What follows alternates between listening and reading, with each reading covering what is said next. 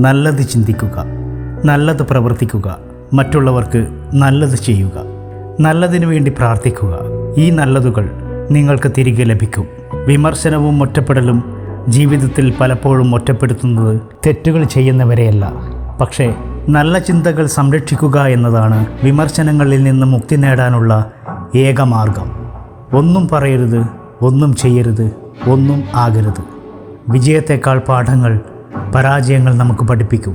പരാജയങ്ങളെ ആശ്ലേഷിക്കുക, അവയാണ് ഒരു വിജയിയെ സൃഷ്ടിക്കുന്നത്. വീഴ്ചകൾ മാനവനെ പുതിയ ജീവിത പാഠങ്ങൾ പഠിപ്പിക്കും. നമ്മുടെ മനസ്സിന് വിശ്വസിക്കാനും സങ്കല്പിക്കാനും കഴിയുന്നതെല്ലാം നമുക്ക് നേടാം. വസ്തുനിഷ്ഠമായ ചിന്തകളും ഭാവനകളും വിജയത്തിനുള്ള വഴികളാണ്. ദുഃഖവും സന്തോഷവും രാത്രിയും പകലുമാണ്. പ്രശ്നങ്ങൾ നേരിടുമ്പോൾ എല്ലാം തകർന്നു എന്ന് ചിന്തിക്കരുത്. പ്രതികരണത്തിന് മുമ്പ് ചിന്തിക്കുക. സമ്മർദ്ദം നമ്മുടെയല്ല, അത് ഒരു വിഷയത്തോടുള്ള നമ്മുടെ പ്രതികരണമാണ്. അധ്വാനമില്ലാതെ വിജയം പ്രതീക്ഷിക്കുന്നത് വിതയ്ക്കാതെ കൊയ്യാൻ ശ്രമിക്കുന്നത് പോലെയാണ്. മോശം ശീലങ്ങൾ സുഖകരമായിരിക്കും, പക്ഷേ അവയിൽ നിന്ന് പുറത്തു വരിക പ്രയാസമാണ്.